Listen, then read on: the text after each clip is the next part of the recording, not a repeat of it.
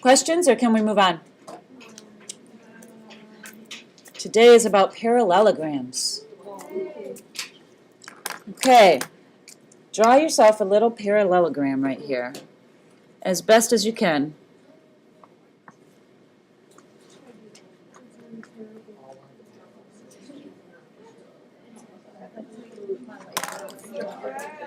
And mine's not great either, but it's okay. All right, let's define it.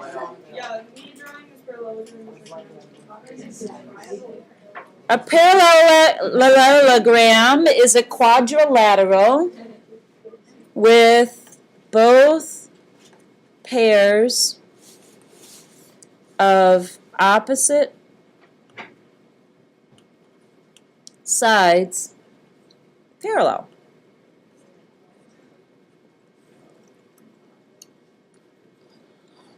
Let's label our parallelogram A, B, C, D.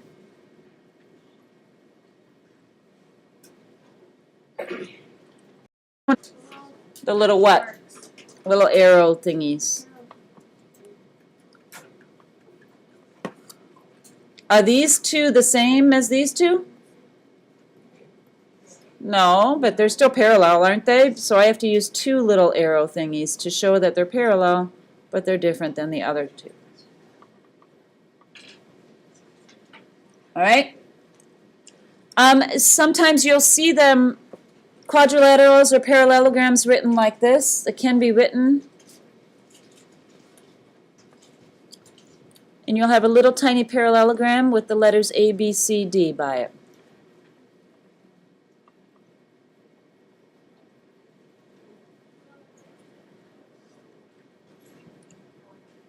And it more than likely will have this next to it, but it may not. AB is parallel, you know the parallel symbol, to CD. And BC is parallel to AD.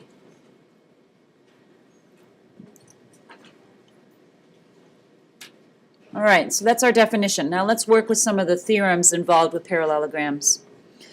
If a quadrilateral is a parallelogram, then its opposite sides are congruent. So I'm going to label the opposite sides here in this parallelogram. Congruent is a parallelogram, and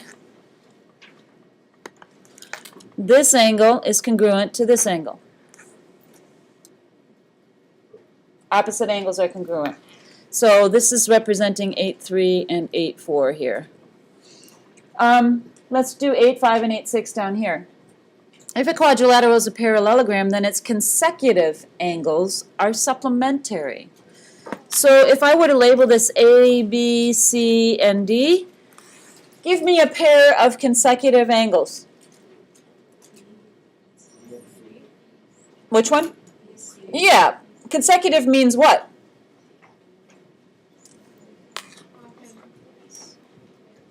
Next to each other, right? Consecutive means next to each other. So we could say here, if we wanted to, B plus C equals 180 degrees. I'm just abbreviating. I should put angle, but I'm not going to. And we could say C and D. Do you get this? Do I need to go any further? You can go all the way around there, and the two angles next to each other would add up to 180, etc. If a quadrilateral is a parallelogram, then its diagonals bisect each other. So if you were to draw these diagonals, what does that tell you? It tells you that, what, this piece and this piece are what? They can bisect. Bisect means that this piece and this piece would be, if they bisect each other, that means it cuts them exactly in half. So then this piece would be equal to this piece.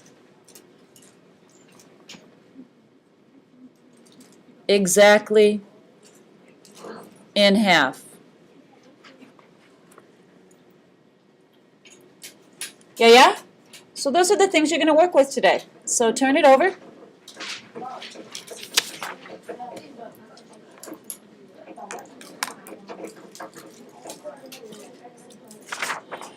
The only thing I have a problem with here is it does not really necessarily indicate that it's a parallelogram, but we'll assume that they are. If they're a parallelogram, can we find y? Yes, because we know that this side is congruent to this side. Okay? So y minus 8 equals 36. So add 8. Y equals 44. If it's a parallelogram and this angle is 72, then its opposite angle has to be also 72. Okay? Maybe we should put the theorems by it. I don't know. Seems too easy, doesn't it? Yeah. And this is theorem 8.3. I don't know. Maybe we don't need that, but okay. Fine. Now here they did indicate. See that? So I know it is a parallelogram for sure on that one. Find FG and the measure of angle G. Same thing. It's almost just too easy. Sorry about that.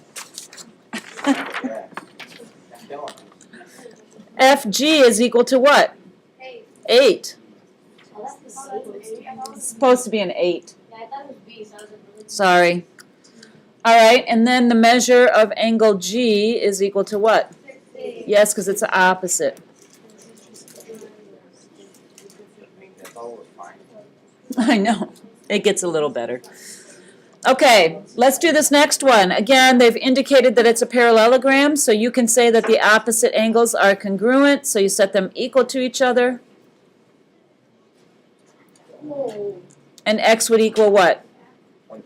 25. All right, then we can say that these two sides are congruent because it's a parallelogram, so y plus 3 equals 18. Y equals 15.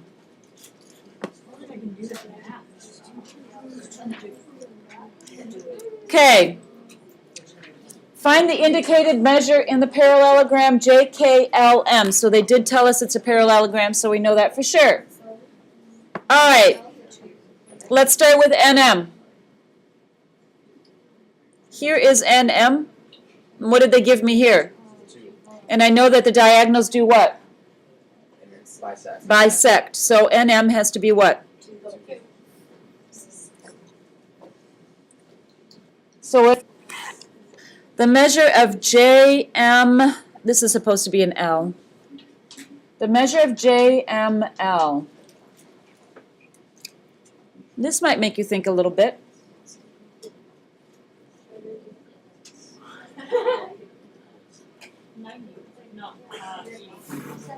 Okay, what do we know about the angles in a quadrilateral? We know that consecutive angles add up to what? If this is 110, then this angle has to be a value of what? 70. So if I put this 70 degrees here, do you see that? These two angles have to add to 180, correct?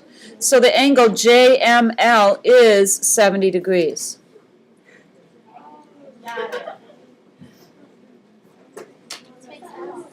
Now, angle KML is the smaller one here, right? If we know the whole thing is 70 and this is 30, then what's KML? And that is it, folks.